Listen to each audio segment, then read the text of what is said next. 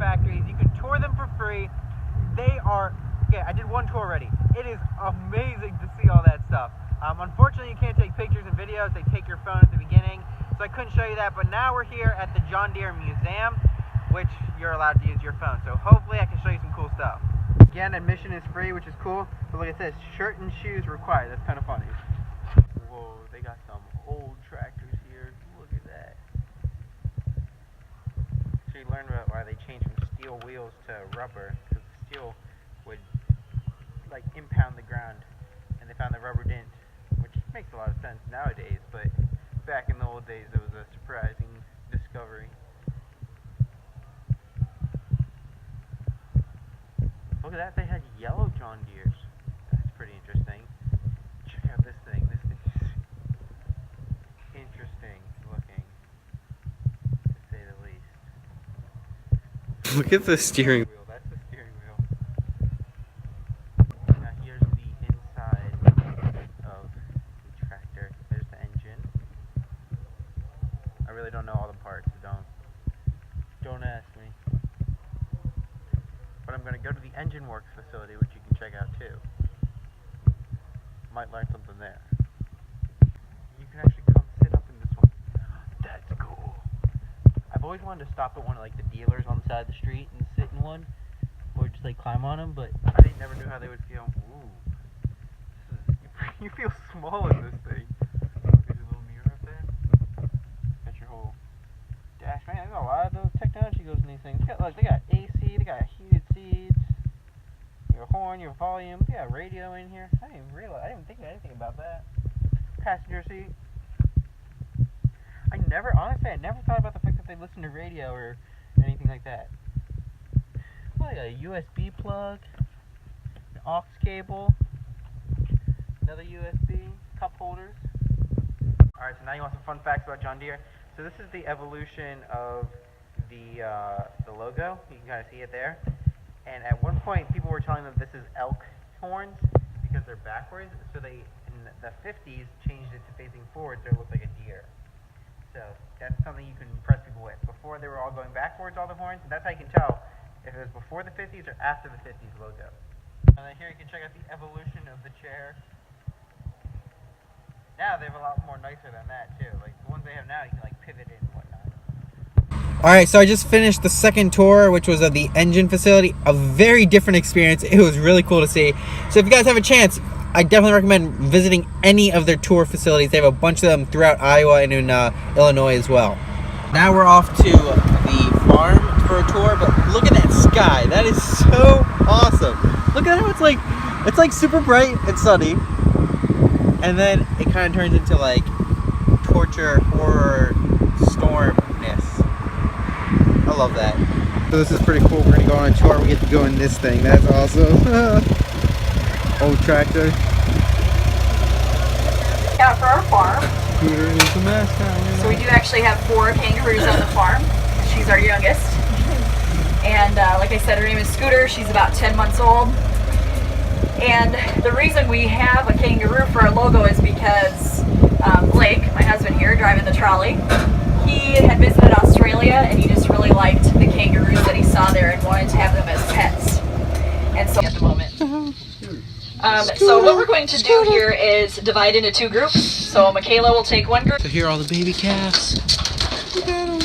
All these guys are 6 weeks or less. You're going to feed them out this hole on the right side. That's the larger hole. Okay, when you feed them, hold the bottle up like this, not down like that. Because if you hold it down like that, they are not going to get any milk flowing out the nipple. So you got to hold it up so the milk flows out. And then... He's really thirsty. Okay. So after they live there for 6 weeks, they move into like a group pen for another 6 weeks, and then they move into here, where they all eat together. And then this is where they'll go outside and they'll learn about electric fences. So they'll learn the farm. Here's the bigger cow. And usually it's because they've either had some sort of injury or they're ill, they're sick, and he kind of just lets her. So watch your step. So these cows here, like I said, are our biggest cow. We add high moisture corn, which is just shelled corn. We know what the feed value of it is and that kind of thing. So probably not very, she gets kind of shy, I think. Some are black and white Holsteins and some are red and white Holsteins. So they are their own distinct breed. But there's no difference really between them. They don't give any more milk. It's just their hair color that's different. And usually I say, well, we've got some brunettes and some redheads. And then here are some of their names. Look, you got Luke and Leia. There's Legoland.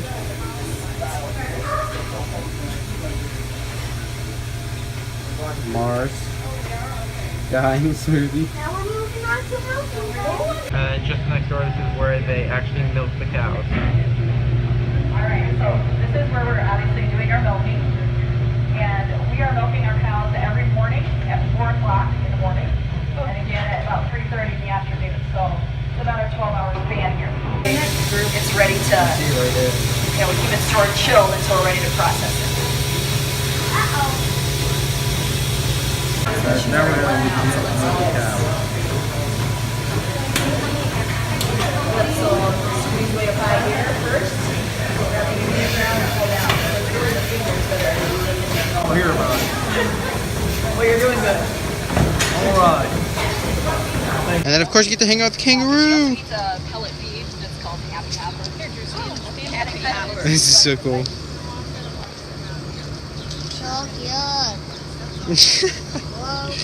You can get big. So kangaroos like wheat bread. Are in another pen across the farm. So our males are really not tame, and we don't want to. So crazy things about kangaroos is that their pouch is literally like this big. It's really not that big of a pouch. You should Google a YouTube video of like what it looks like when a baby is born, because it is not what you think. Not at all. It's like born the size of a jelly bean, then it climbs up into the pouch and spends 8 months there.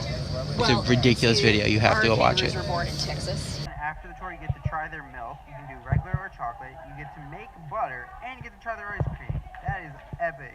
All right, so crazy story. When a calf is born, shortly after, they will insert this giant magnet in order to capture all these little things that that cow might actually eat up. This is from a cow that passed away. They pulled this out to see all the things that the magnet caught, and this is all the things that it had eaten. And they do this to stop it from going through the intestines and like ripping the tissue and stuff like that. But that's crazy. It eats this whole thing, stays in their stomach, it doesn't get digested, and it captures all this little stuff. That is ridiculous. Now we're gonna make some butter. Alright, so this is ridiculous. This thing started off as just like a thing of cream. Yes, cream. And then you shake it and you shake it and you shake it for like 5 minutes and it becomes like a giant chunk of butter. That is crazy cool. You have to come and do this. Look, at the end, you literally have a cup of butter that's good to use. You just put it on bread, put it on cracker, put it on whatever you want. That is so awesome. And I think that'll be a wrap for today, guys. Okay, that was such a humbling experience. Like, first of all, being in Iowa, being in Nebraska, all of it has been like a humbling experience. Just realizing like what this other way of life. Like, this isn't the one other way of life. This is just one of many other ways of life that there is. When I was in Europe, I saw a bunch of that as well. And it's just an eye-opening experience that I really wish like more people could have. So if you're ever out this way, out in Iowa, out in Nebraska, I definitely recommend doing some of the stuff that I've done. If you haven't seen what I did in Nebraska, I did stuff in Lincoln, in Omaha, Des Moines, Iowa. Go check out those videos.